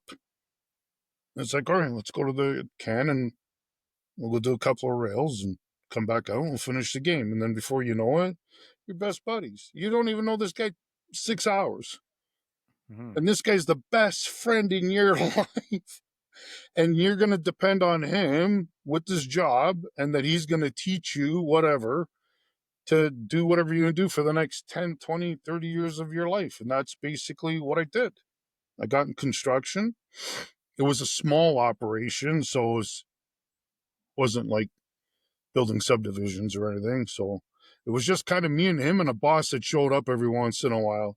And he did great where the guy was talented beyond, we never worked in like, it was always in like Forest Hills or things like that that we worked at. It wasn't, this guy was not, you know, your Yeah. run So of the mill. you're working in some of the higher end neighborhoods Yeah. in So the I Bay got to Area. learn, again, like the cooking, I got to learn from guys who really knew their stuff. And, I was basically always his laborer, but at the same time, you watch and you learn and you do, right? And and yeah, like the owner from time to time, he'd say, yeah, meet me at this house, and I'd go there in the next morning, and he'd say, okay, go tape the bathroom. I was like, Bob, I've never taped the bathroom. I've never taped anything except for my knee. Like I have no idea how to tape a bathroom. You want me to put drywall and then tape a bathroom? It's like I never. He says, listen, he says, take your time. This is my sister's house. You'll learn how to do it. This is the place I figured you do. And he was good enough to teach me and slowly, because when it comes to taping anything, you don't want to sand, so you eventually learn the best way to do it, right? It might take a little while, 2, 3, 4 years, whatever, to be really good at it, but eventually you're going to learn, right? And he was nice enough to let me do that. So you're working with this guy that you met in a bar, Yeah. and you're working with him for a few years. You're still using it at this point. Yeah. Oddly enough, yeah, it was it's funny because every once in a while our boss would call in other people on bigger projects, right? And everybody that he would call in were former addicts. Were How did former he make addicts. it? This is like the movie where I don't Well, remember yeah, which man. movie it was. Yeah, He yeah. tried to get away from it, and they chased me down. No, but the thing is like they knew, and many, many times they would say to me, they'd never say, "Oh, you got to get clean and this and that." All they ever said was, "If you ever want to make a change in your life, call me. I will be there immediately to help you. I will be there immediately to help." And for years, I just let it go. Like it's like, whatever. One day, I'm sure I'll get tired of. I don't know. Maybe I'll get arrested. Maybe I'll get shot. I don't know what'll do it, but one day it'll happen. Yeah, So in the back of your head, for the first time in many years, yeah, you have people that know your situation yeah, and are actively offering yeah. to help you. Absolutely. Yeah, Okay. yeah. The door's open if you want to go in. So I want to get back to that in a second, Yeah. but I want to continue with your story. But I do have a question now that you brought that up. Um, do you find, because I hear people say that when people are in the throes of addiction, Yeah. it's the community or lack of community that sometimes keeps them back because they feel they're alone. Does that make sense or no? I was telling my wife after we spoke the other day when we kind of talked about tonight. I was talking to my wife about it, and I was saying how I think there were at least two times in my life that I looked in the. You remember the yellow pages? Yeah, of course. I looked in the yellow pages, and I looked up. I tried to find a rehab, and I literally twice in my life I called them, and I told them it's like I think I need help. Like I think I need professional someone because there's no way I'm doing this alone. Oh, absolutely. We can get you into a bed tomorrow morning or tonight if you want, whatever. It's 14 days and the price is like, I don't know, at the time, 2,700, 3,500. I don't even really remember. And you'd be on the phone and you'd say, did I mention I was an addict? Like, did I mention? Usually we're broke. We pretty much take all of our paycheck, if we make a paycheck, and we give it to a guy who gives us drugs. So we don't really have that much money on us, especially anything near $1,000, right? And that would be the end of the conversation. That would like literally be the end of the conversation. But this was years before I met these guys working for that gentleman, Bob. Um, So you're going through this for a long time. a lot, At yeah, what point would you say you made a decision to get help? At what point? I mean, earlier I said when you were 27 that maybe you hit rock bottom, and you said no, no, no, you weren't even close. yeah, At what point would you say, "Hey, yeah. I'm at that point where uh, I have to make a change"? You hit rock bottom. Can you cite something? Do you Oh, I could remember tell you an exactly. incident I could tell you or the exactly day the or the day, time or the scenario? my moment of clarity. I could tell you exactly what was happening. So at this point, let's say for about half a year, I was living at my mom's house. I was working for Bob. I was functioning well during the day to go to work, and we were partying at night. Like immediately after work, would go to the bar, drink, do lines, smash all night long, try to fall asleep at I don't know 2, 3 in the morning, pick everybody up for work, go back to. I was a functioning addict, right? And I did this like a drone, like just like a robot every day for I don't know how many years. And then it got to the point where it'd be like a Friday, and I would always start off buying like an 8 ball because I knew a gram or 2 grams just wasn't going to get me through the night. And I'd go to my bedroom, and number one, the shame of the fact that you're already back at your parents' place. You're sitting in the bedroom that you grew up in as a child. It's still the same wall color, so you feel like you're on acid, not coke. And you shouldn't be there. You know that you shouldn't be there at this age. You know that you should be far ahead of where you are. So now And, this is, and what age is that, Dan? You're in your mid 30s. I would say I'm in my mid to late 30s, Okay. and you have nothing, you own nothing, you have a job that luckily you can go to every day. That some guy has blessed you that he lets you stay there every day. You do as much as you possibly can for this guy because you don't want to lose what you have, right? And every Friday, it seemed like I would buy an 8 ball and I would go to my room and I started throwing it in the toilet. It's like, what am I doing? Right? I throw it in the toilet. I go back to my bedroom, and 10 minutes later, I'd call the guy again. He'd bring me another 8 ball. And then I would do that 8 ball. And then I think finally one night, I was thinking to myself, I'm a 38-year-old man, 39-year-old man. I can't remember exactly what age I was, to be honest with you. I couldn't ask my wife. She'd probably remind me one. But um, I have nothing. I basically, my drug dealer showed up in a brand new Honda that I basically paid for. And I think that got me thinking a little bit more. It's like, so I'm buying everybody's lifestyle, but I don't have one. And of course, and now I'm going to go and I'm going to do more drugs to mask this feeling and even this thought. And I went out at one point and sat on the stoop, the front stoop, and I was looking at the neighborhood I grew up in. And I was thinking about my next door neighbors that I used to play hockey with on the street. I was thinking about everything. The disappointment in my parents. At that point, my mom didn't even want to look at me.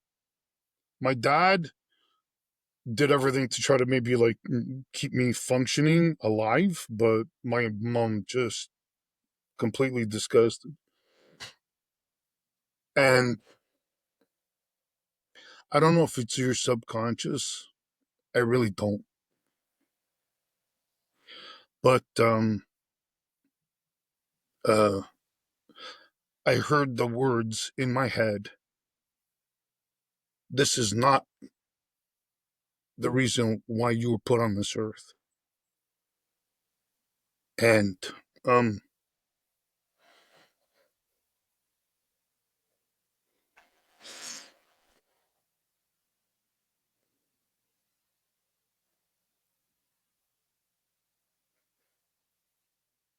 I honestly think that was a message from God. Because I never had a thought like that. Not for years. Not for years. I never thought anything straight. All of a sudden, I heard this voice in my head saying, this is not why I put you here. And the next day, I went into work and I asked for help. And they said, are you serious? I said, I can't do this anymore. I said, I'll be dead within a week if I don't. Because that's how I felt. Like I knew that if I didn't, I just would have killed myself. I would have done it until I died that week. Just because it wasn't a life to have. There was no life. I was seeing all my friends getting married, or even not getting married, but just like having a life, doing things, growing older and accomplishing things in their life. And I just like everything I ever wanted, I just completely dismissed it. And I just fell into this hole. And it just kind of felt like you were in this hole of dirt. And it was always raining. And every time you tried to grab onto something to get you out of this hole, you just couldn't get to the grass to kind of pull you up. You were constantly falling. And he said, okay. He made one phone call to a home that's run and owned, and it's for men. It's run by St. Vincent de Paul in Toronto. And it's basically like a pre-rehab kind of place. And they called this guy that they used to call Jesus Joe. And he calls me on my phone and he says, you Dan? I says, yeah. He says, I heard that you need a little bit of help over there. I said, yeah, man, if I don't do something, it's not going to be good. He says, all right. He says, you need to know that before you come here, you need to detox for 7 days. He goes, would you be willing to go to a detox tomorrow? He says, I can't get you in tonight. He says, it's impossible. I said, yeah, not a problem. So he hooks me up with the West End Detox on Danforth and Donlands. He says, you got to be there at a certain time tomorrow. Check in. He says, you're going to be there for 7 days. After 7 days, you're going to come here. And you're going to be here for until we find you a place, a proper rehab facility for you, be it in Canada or be it in the States. We'll figure it out when you get here. So I said, okay, good. And the first thing I did was I went to the best place I knew that had the best Coke in Toronto, and I bought a big ass bag of it, and I just did as much of it as I could because I knew that this was going to be the last day that I was going to do this. Because no matter hell or high water, if somebody would have said to me For you to be successful, you got to get up every day, jump up and down on one foot, and hit yourself in the head with a hammer. I would have done it. Like I You were had at to that have point. it. I had to change. I had to find out why I was like this. Like I had to find out what was driving me to be like this. Because if I had the same drive to do good for myself, oh my God, you would have been a rock star. You know what I mean? Like if you put the same effort to being, a good citizen, a good upstanding citizen, and doing well in your life, and you put the same kind of effort into that as you did into getting drugs, even half of the effort, there's no way I wouldn't have been successful in some way or another, right? And I'm not saying success in the way of like money and cars. I'm just saying a good life, nice quiet head. That's it, right? A And this home, is what was going through your head that night. yeah. And So you go have your last hurrah that I night, or go, did I you end go, up? I go, and I have my last hurrah. Thank God it was good blow, because if it was like that CGC that they sell, like forget it. That would have been a big disappointment. And I get there the next day, and she says, "I need your identification." And I said, "All right." So I pulled my wallet out and I pulled my license out. And I guess I was chopping it up the night before with with my license, because all of this coke came out. And she goes, "Oh my God." And I said, "Hold on, let me get that for you." She goes, "No, no, no. Let me get that for you." She goes, "Don't even touch it. Don't worry about it." So she called someone to come over. He cleaned out the wall. He pulled everything out. He pulled all the coke, and he got everything out of it. And yeah, that's when my journey started. Yeah, yeah. That's when I finally got answers. But it's not an easy. It's a mountain you got to climb. So you did the 7 day detox. Yeah, I think You about my. completed it. Sorry. You completed the 7 day detox. Yeah, so I think on the. You know what happened now? On the second day, I just met this guy who had come in. He's a pretty frail looking guy. And this guy, he's no longer with us. I mean, he's passed away ever since, but he was standing on the bridge over the DVP that night.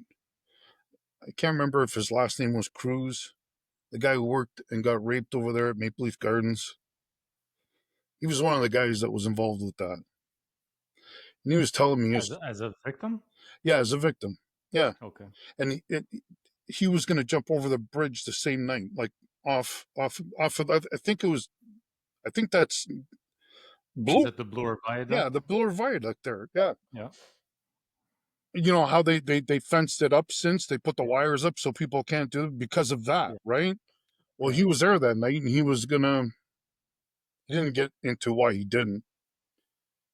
But when he was telling me his life story, I was thinking, my God, this kid has gone through like brutality, brutality in his life. He has had every reason in the world to live this life. He's had every reason in the world where he would never want to think clearly again if he couldn't get those thoughts out of his head. Like from being mistreated and abused by his family, and then going to work at the gardens and having that happen to him. I just couldn't stop crying. And I couldn't stop thinking, it's like, what's your problem? What's your excuse? You're speaking to yourself, Yeah, I'm obviously. thinking to myself, like, well, what's your excuse? Look at this guy. Look at this guy's life. He didn't have the childhood that you had. This guy was getting raped by uncles and fathers. And like, this guy went through an awful, awful, awful childhood, an awful teen years, just an awful existence. What was my excuse? I didn't have an excuse. I didn't have anything to give, to offer.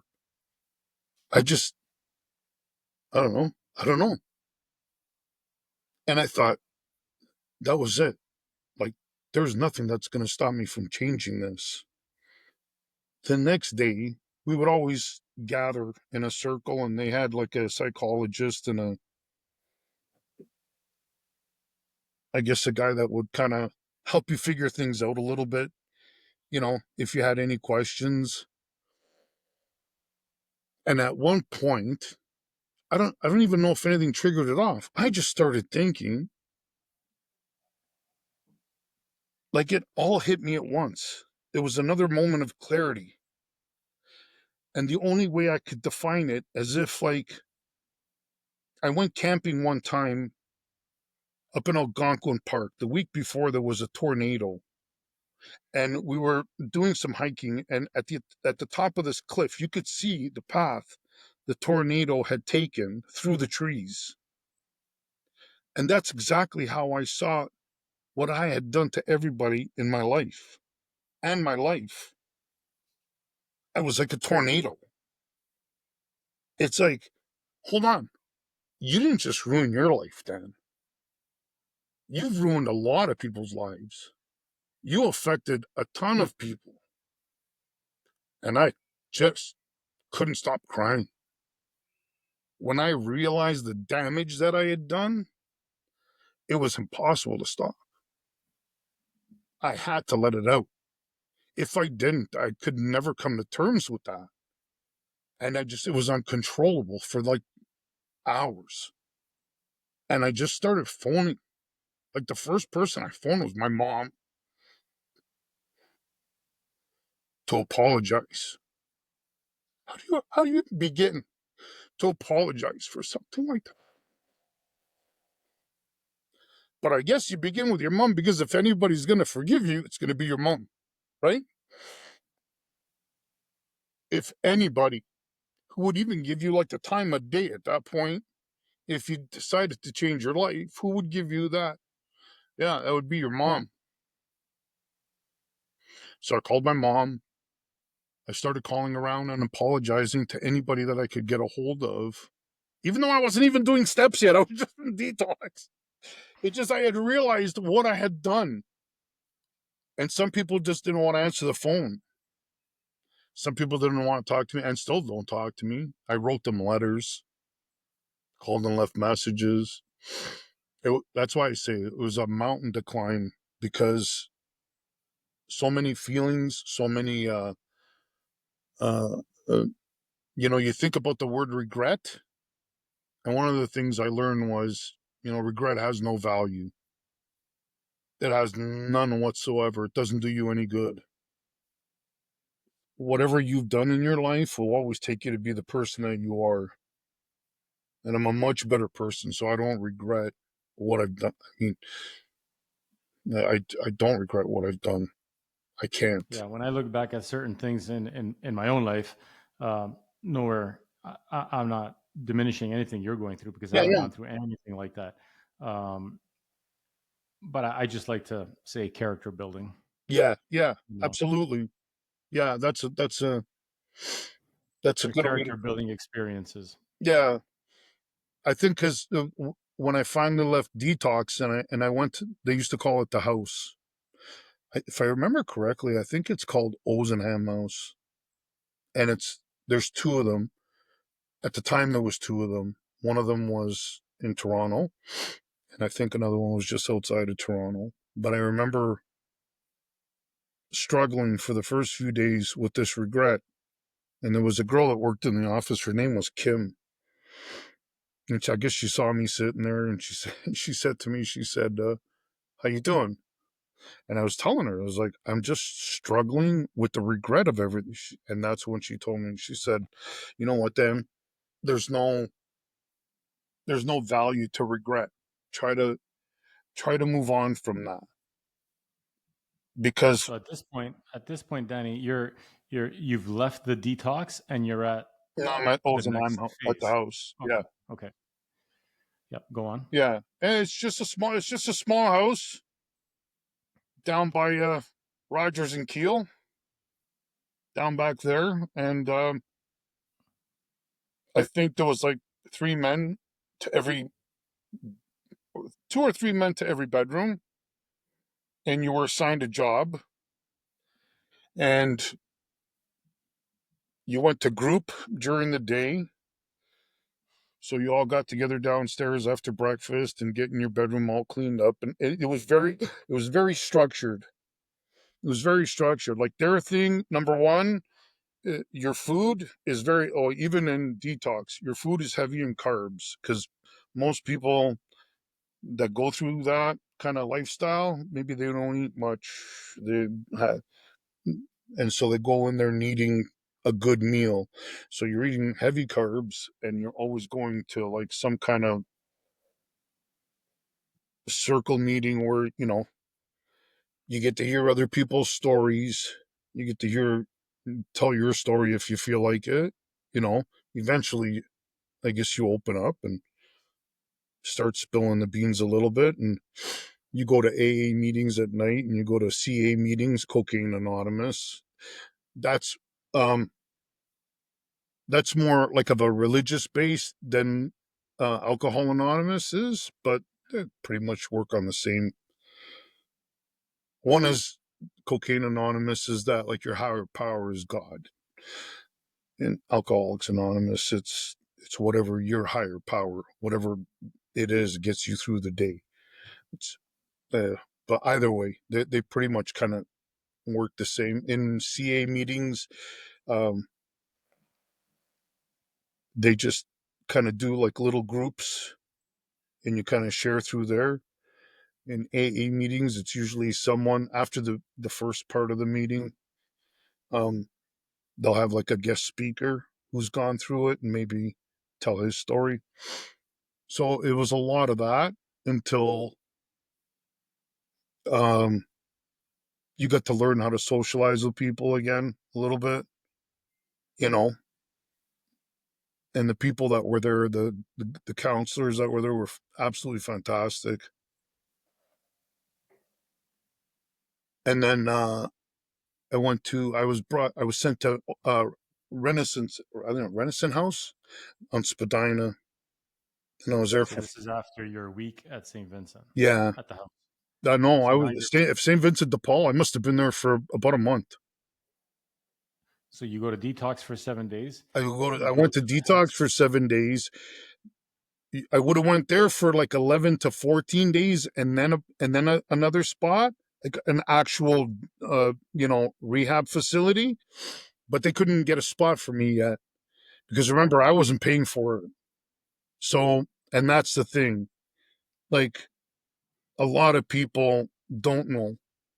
And if I can say anything to anybody that's out there that's having a problem, and if you did the same thing I did, where you called places and then at the end they gave you the bill of the conversation, and you were in the same shoes that I was in, broke, destitute, it's like, you know what? There's ways to get help. There's ways to get help.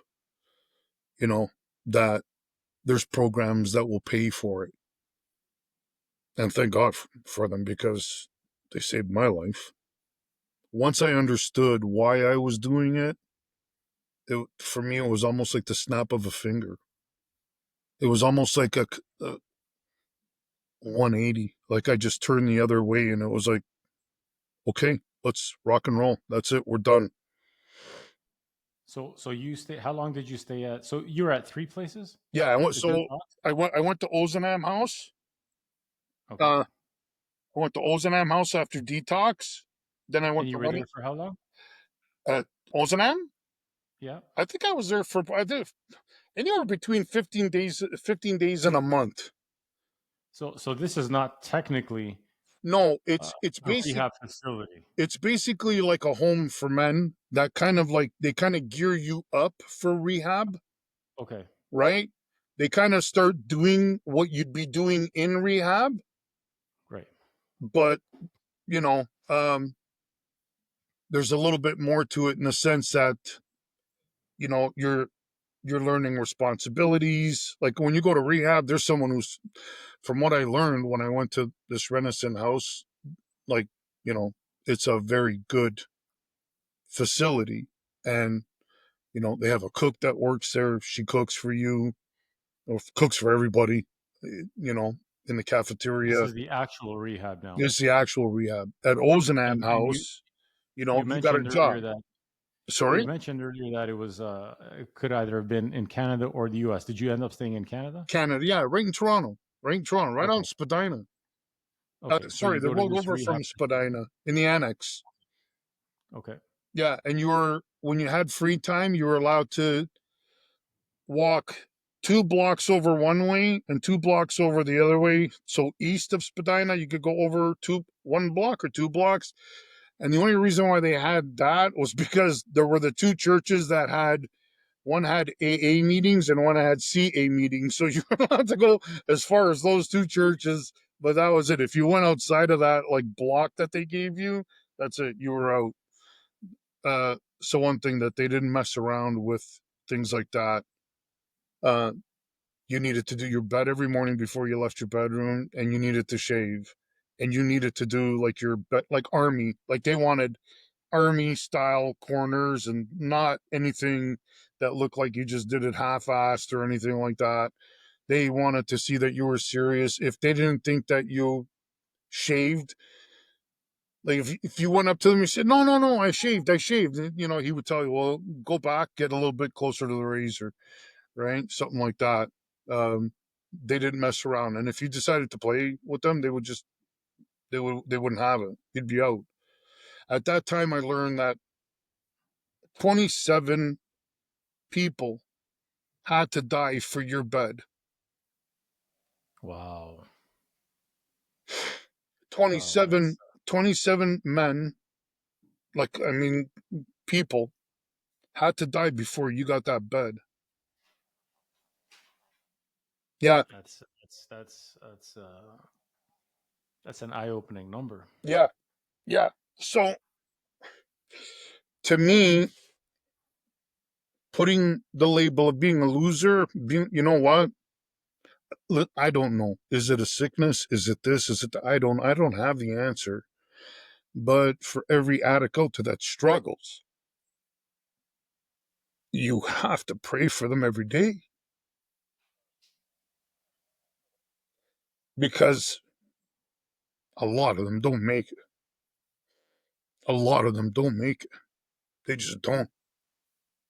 So the time that you're in there, look, I know a guy that went to rehab 9 times, and on his ninth time, he finally got it. And now he's married. He's got a kid. He's living in Saskatchewan. He's doing great. But I mean, that's a lot. That's a lot of people that have to sacrifice their life for you to get clean. So you take it, hopefully you're in that mindset like I was, where I could take it and run with it and use it because for a long time I wasn't. I think everything just happened the way it was supposed to happen. Whatever reason it took so long for me to get to that point, and for the amount of money that I spent and hallucinations I had and craziness and wanting to jump off of buildings constantly because I just couldn't take my life anymore. Constantly thinking of suicide, just every day. Like it just, I think it took that to get to the point where I couldn't take it anymore. And when I was given the gift of getting clean, I finally took it. And I might not look like it sometimes, but I don't think there's a day that I look around me at home or anywhere that I'm at that I don't take for granted. Nothing. I mean, I've got a wife who's 3-time cancer survivor, and that's a miracle in itself. I get to live with a miracle, one of the toughest women I've ever met. Yeah, yeah. So, Danny, how long were you in this rehab before you were released? So that place is 14 days. And then Okay. Joe had called and said, we'd like you to come back for a couple of days if you don't mind, because there's a new kid here and I'd like him to hang out with you for a couple of days. Would you mind? He goes, I don't have a bed for you. He says, but I got a, a couch downstairs you could sleep on. He says you could watch television if you want. Like upstairs, there wasn't any. Like I never saw television there. I didn't even know there was one there. But he said you can watch TV at night if you want. He said, but I just want you to meet somebody and just talk to him for a little bit. And that's what I did. So I went back for a couple of days because You give back, right? When somebody asks, or One 100%. when there's an opportunity that presents itself,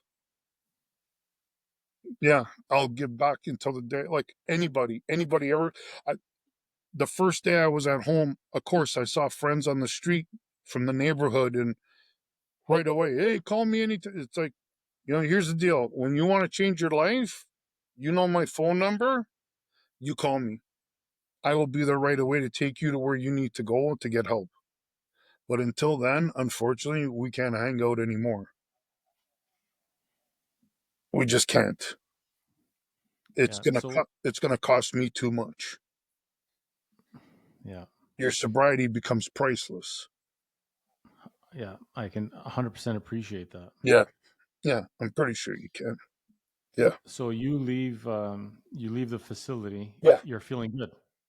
I'm feeling yeah, I'm feeling good. I mean, your mind, like they tell you for the first little while, like don't date because your emotions are still up and down a lot.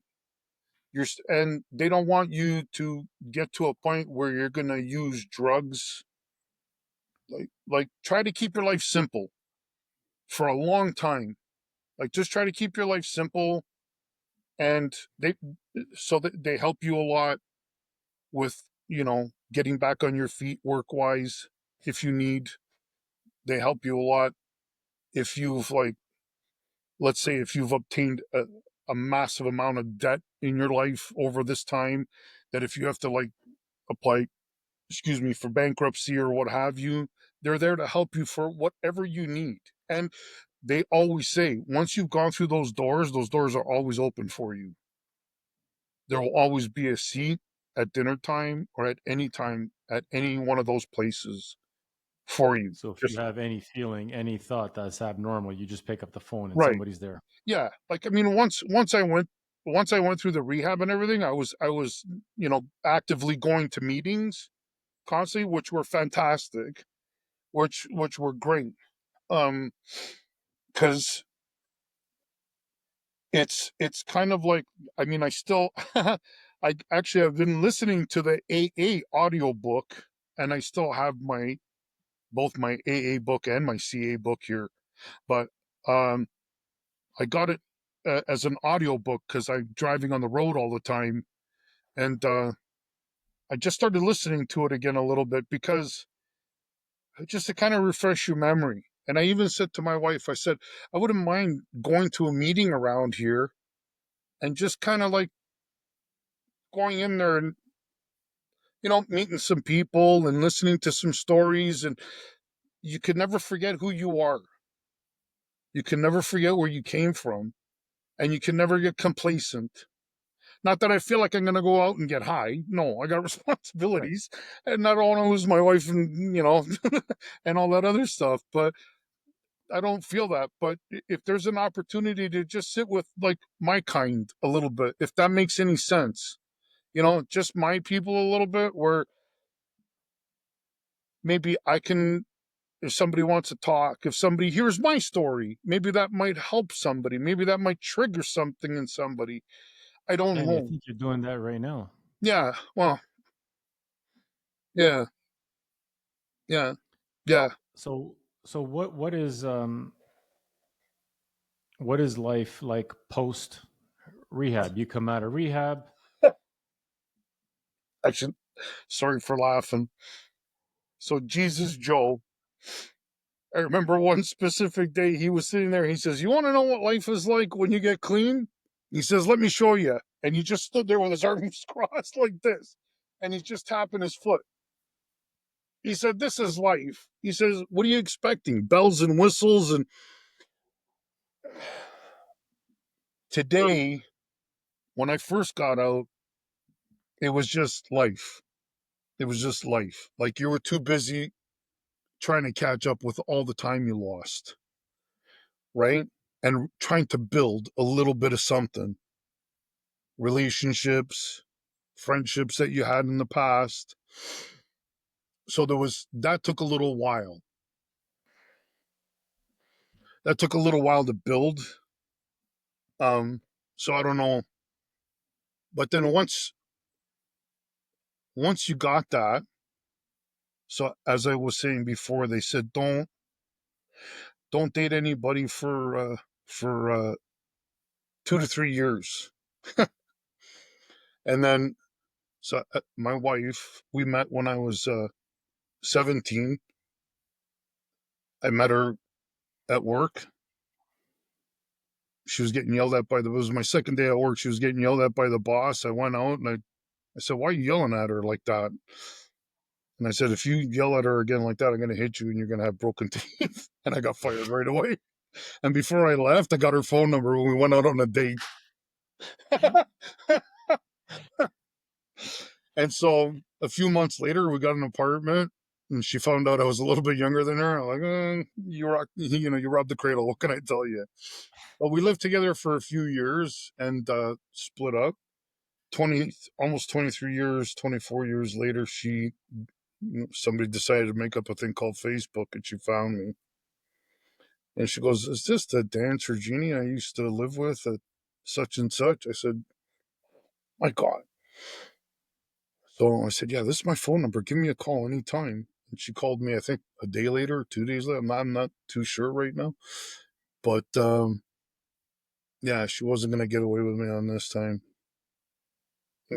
Yeah, we got back together again and still slowly started kind of seeing each other, and we'd go out for drives. And to me, like the day that I got that moment of clarity when I heard, "This isn't why I put you on this earth," this was my gift for getting clean. Yeah, yeah. Her getting a hold of me on Facebook was karma's way of saying, "Look, I think you deserve something," and I think my wife was that something. Yeah, Danny, there's when when my son was sick, we got this artist, a local artist, and we commissioned them to do a piece yeah, for him. And there was a saying that I had them put on there because I found it, and and I asked them to include it in this collage of this art piece that we had done. right, right. And I'm gonna tell you what the saying is, and then you could comment on the other side and tell me if it makes sense. Yeah, So obviously, you know who Sigmund Freud is. yeah, yeah, yeah, yeah. So he had this saying that when I heard it, it kind of stuck with me, but it didn't it didn't make sense. Somehow it stuck with me, but it didn't make sense. I don't know if what I'm saying is contradicting itself, but that saying and that thought stuck in my head, but I couldn't figure it out.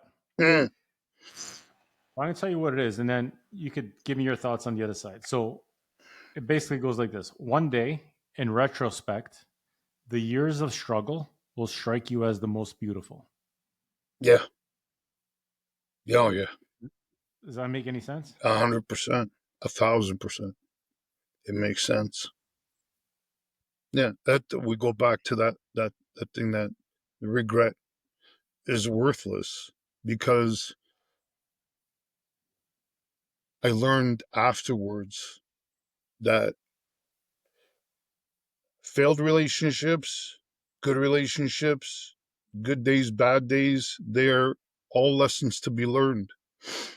All lessons to be learned. You know, you say to yourself, "Man, I wish I was just a little bit more patient." The next day you go to the bank and there's a lineup out the door. And you say to yourself, "Man, you don't get the hints. You asked for to be more patient. There's a lineup. Get in the lineup and shut up." So it's all these little beautiful things in life that are thrown at your feet that we walk by every day that we don't even think is a lesson in life. We don't. We take it for granted. We ask the question, we put it out there to the universe and hope we get an answer. And a lot of times the universe answers back, And but you don't see sometimes it, we're not listening, right? right? But what you said there, yeah, yeah, yeah, that's 100%. I didn't agree with everything Freud said, especially about the mom thing, but But that, yeah, that's yeah, So just quickly, a couple more things, Danny. yeah, You yeah, so you get out of rehab. yeah, Your life is slowly making sense day by day. yeah. Um, and somewhere in between there and connecting with your ex-wife, there's or sorry, with your wife, my apologies, with your ex-girlfriend who's now your wife. It was not my wife, um, right? so somewhere in there, there's a gap. uh, Yeah, what is your life like at that point? Because you come out, you have a fresh perspective on life. You're waking up with a different mindset each day. yeah, You're trying to be positive, but from what you've told me, you basically had an addiction to feed for all these years. So yeah. I'm assuming there's not much money there. You need No, to find none. work. So So, where's your life in between that point? I think it's important because so I was afraid. I was really scared. But I remember talking to my cousin and telling him my situation, and that's when he offered me a job at at the place where you and him had. You remember? yeah, At the shop. And that was huge because with you and him I felt the comfort. I didn't have to be anybody else. At the time there was John and Dave, I think their names were working there. yeah, Like everybody was fantastic.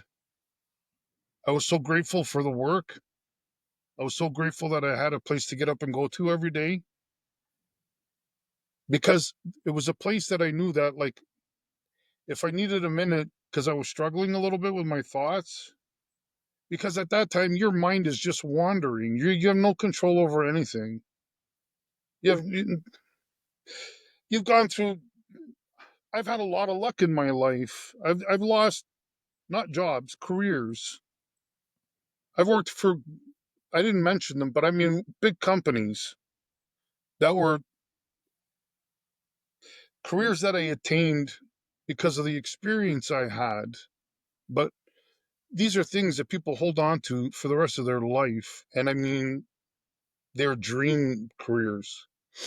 And I shot them out of the sky, just shot them out of the sky. And going to that factory was like the biggest thing ever. Uh, You know, it was just huge. I think after my first year, when I celebrated my first year clean, I think I fell off of the wagon for like a week. Yeah. I remember sitting in my mom's room again, and I'm like, no, this isn't happening again. I don't know how it happened, but I called my sponsor and I said to him, I used again. And I called him the next day and he asked me why. And I said, I have no idea. He says, it's actually pretty common when you hit the 1 year mark, you get a little bit complacent. And right away, the first thing, you go through all the sayings that they teach you through rehab, play the tape out. You know, don't think about today. Think about where this is going to take you. Play the tape out. People, places, and things. The people you hang out with, the places you hang out, and the things that you do. Those all have to change. So it was like, all right, for 1 week, I quickly forgave myself. And since then, it's been a piece of cake. Not a piece of cake. Life is never a piece of cake. But choosing to not do drugs has been a piece of cake. Like to not ruin my life has been it's there's no question. I don't want to go back to that. Never. Never. Danny, there's going to be somebody or some buddies that's going to hear this and they're going to fall asleep with your voice, your words, your message. Mm, Um, and it might be somebody that somebody that's in need, and maybe somebody that's in a situation that you were between the age of 17 and 38. yeah, Um, so that's why we have this channel, and I appreciate you opening your heart. It's I'm sure it's not easy to relive all those experiences and all those challenges that you had, but it's it's kind of tough. A little bit of it, a lot of it is a blur. So just to kind of regain that memory is kind of tough. But yeah, well, maybe some things are better left forgotten. yeah, yeah. But you know what? Like you said, if anything, I say anything at all, and to let just people know that there's always people there to help you. There's always, you have to just put your hand out, ask for help, say something to somebody, and hopefully that somebody is someone, you know. So when we first started your story, uh, the first thing we talked about was um, molds that people fit in when they're addicts or alcoholics or whatever. Right. And you had a very typical upbringing, a very standard, normal suburban upbringing with two parents in a home Yep. and everything else. You didn't, you weren't I wasn't beaten. thrown My into dad a wasn't an alcoholic. chaotic situation that could have Yeah. driven you to this. And I just think it's important because when we see people that are going through these type of struggles, we put them in boxes, Yeah. and and I think it's interesting um, to know that we're all vulnerable to these types of situations. Yeah. Yeah. Doctors, lawyers, I've met them all at meetings. It doesn't make a difference, you know, heads of CEOs. There's no discrimination. There's no nothing. It's if your number's there, that's your number. That's I'm not comparing it to cancer or anything like that, but it just doesn't discriminate. Doesn't I mean I do understand that there are people that have tough lives, and I did meet few people from like certain communities that had a tough life at home growing up, being part of that community, and that maybe drove them to whatever. But that's not the answer to it. It's to all of it. It's anybody, anybody. It doesn't make a difference. If you're someone who's doing it because you're having a great time, or you're doing it to escape for the first time, it's an addictive, powerful thing because it gets you out of your mind and it gets you out of being who you are. And if that's what you want to be, then there you go. You found your trip. Get on the plane and go. Yeah, I think I don't know anything about the numbers, but today in today's society, it's not unheard of for people to fall into this trap of addiction. I No. mean, I'm sure even in your time when you did it, it was a common thing. But today, everything is just so amplified. The stresses are amplified. The drugs are more readily available. We have social media. We have Yeah. uh, so many different things today that I mean, we see it on the streets. I mean, you can see it across Canadian cities, American cities. I mean, All around the world. we didn't see this back in the day. Now, it's everywhere. It's an epidemic, Yeah. really, and the drugs are more lethal. They're more readily available. Yeah. Um, so again, I appreciate you opening your heart and We need, sharing your story. yeah. We need a little bit more togetherness instead of separation. We need a little bit more understanding of other people because maybe they don't even understand themselves. We all go through life, right? We all go through life, and it's got its challenges and its struggles and its questions, and yeah, yeah, for sure. Yeah, So, Danny, walk a that mile, walk a mile in your shoes, buddy. Walk a mile in your shoes.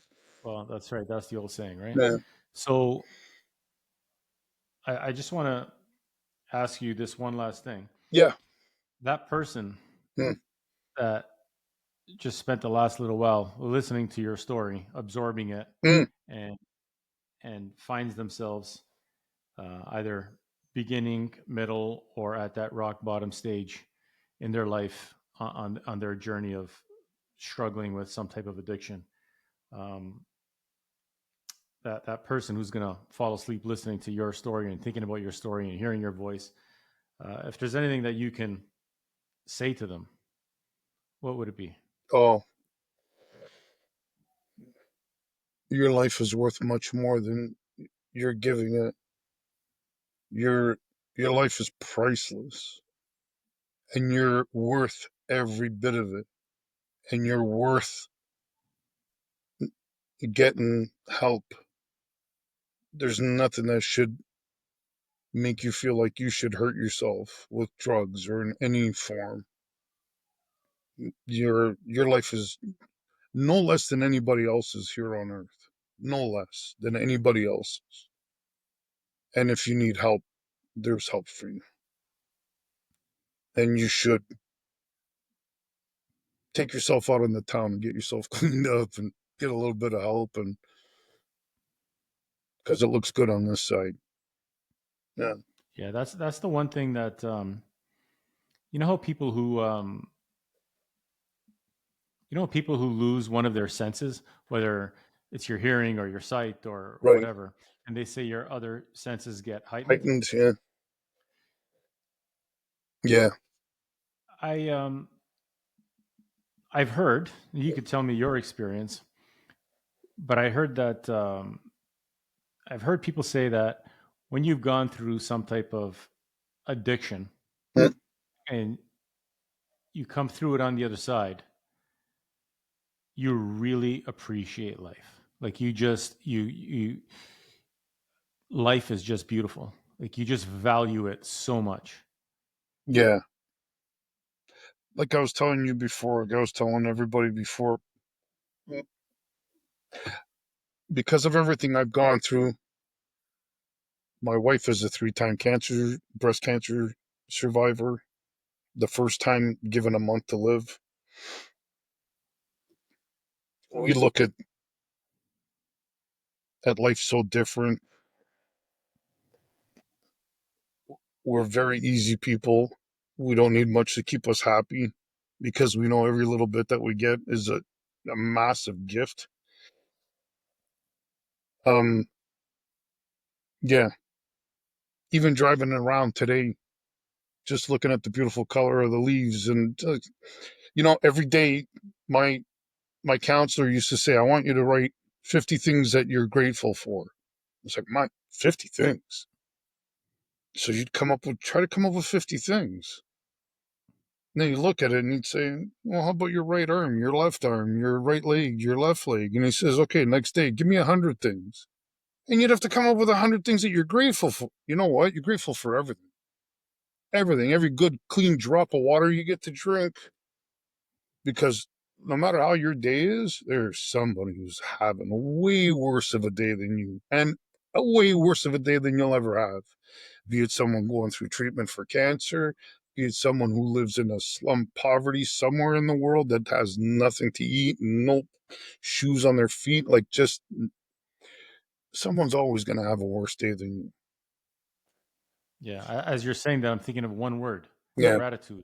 yeah, gratitude for sure. Yeah, it's huge. Yeah, that was a big thing in getting clean. Gratitude. Yeah, absolutely, sir. Well, Absolutely, Albano. I'm gonna leave it at that, Danny. I can't tell you how grateful I am to have you share your story and to have you as a friend as well. and it's inspiring. I mean, your story is extremely inspiring. Albano, same for me. What you're doing with this channel and putting these stories out there for people, I can't thank you enough. I'm pretty sure there's a lot of people out there that can't thank you enough. This is a great thing that you're doing. Keep it up. And in any way, if I can ever help, you know my number. The door will always be open for you. Well, again, I think, I mean, if you'll come back on and talk a little bit more, I'd love to have you on another time Sure, anytime. and continue the conversation and maybe go into different directions Oh, and just keep that positivity going because I know there's a lot in there. yeah, yeah, yeah. The story today was just like the surface, the surface of it all. That's but that's not what makes you the person you are. That's one thing, you know. It's part of what makes you who you are, right? And everybody else. Yeah, Yeah, our experiences mold us, right? absolutely. Yeah.